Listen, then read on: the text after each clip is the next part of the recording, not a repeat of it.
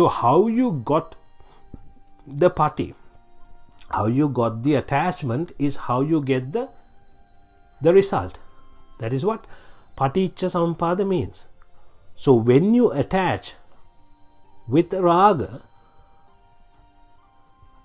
is when you get the pleasure.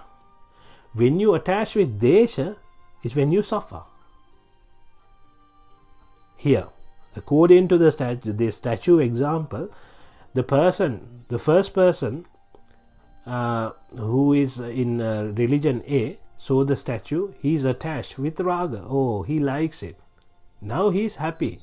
It gave him happiness. Second person B, from religion B, he attached with hatred. He was like, what is going on? I don't like this religion. So then he suffered. He was angry. Right? Paticca samuppada. It is a raga. The first one was raga paticca and the second one was desha paticca. And then here in the second example, the old people, when they saw the woman first, it was dvesha paticca. And the young people, it was raga paticca. On the second day, it was the other way around.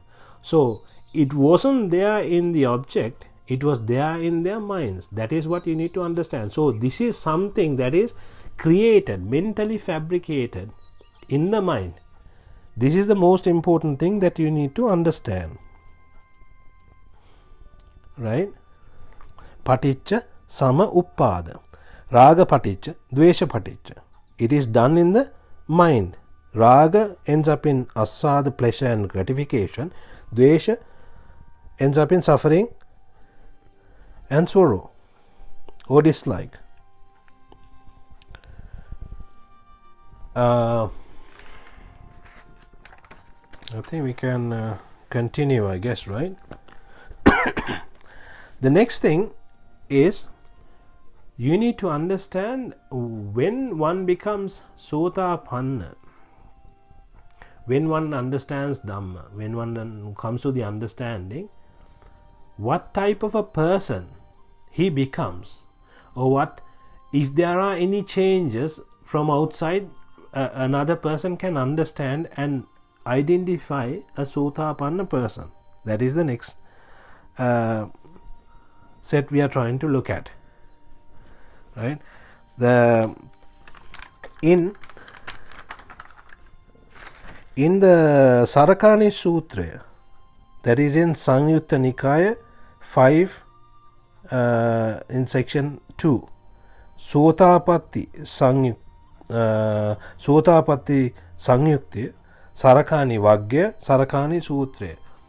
This is a Sarakani was a Sotapanna, and in the Samyukta Nikaya, in the Tripitaka, it has been explained that he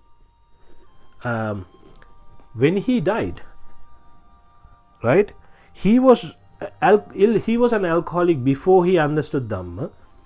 He was still an alcoholic. He didn't stop drinking. He kept drinking, right? And then he died, and he died drinking, but he was still Sotapanna. So these are examples from Tripitaka. So you need to understand if there are any changes that should happen after becoming a Sotapanna. Do they walk in a specific way? Do they talk in a specific way? Do they not get angry? Do they not look at women? Do they not go behind asada? Do they stop everything? These are things that you need to understand. Otherwise you get confused. You have some understanding, Sotapanna must be a special level where they don't do anything. No, this is Arihatun Wahanse, the fourth level. When you become a Arihatun Wahanse is when you get rid of all the Punya Papa Pahinas, all the pau, all the sins. Until then, there are layers, there are ways of getting rid of certain things. This is something that you need to understand. And if you look at people who became Sotapanna, for example, Angulimala was a killer. He was looking for fingers. He was making a chain with fingers, and he was looking for the last finger to complete his chain. He had killed 999 people, and he had 999 fingers in the chain, right? So he was a murderer. And Ambapali was a prostitute, was a Sotapanna. She became Sotapanna. Alau Yaka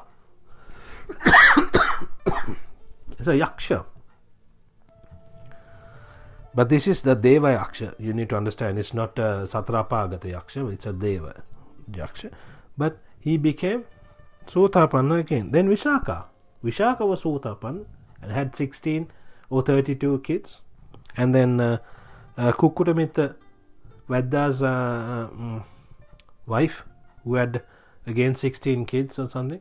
So these are examples of Sotapanna. So Sotapanna, if someone is Sotapanna, that person will know whether that person is Sotapanna, and Tathagata Vahanse would know, because that person will know how much suffering he got rid of, and that is the mental suffering. That's the only thing you get rid of, and that is the drushtiya you get rid of, Sakkaya Ditti. So when one understands this, Kaya Sat, again these are all linked. That is why it's so interesting and it's so beautiful. We say we are talking about the world, Kaya Sat. Until then, you believed the world is the best place, the world is so wonderful, it gives you pleasure and happiness and everything.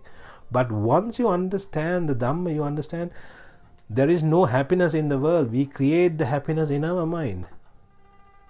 Therefore, you don't suffer as much. Doesn't mean you stop going after the world. You're still in the world. You still go after the world. You will still go after asada to a certain extent. That is something that you need to understand.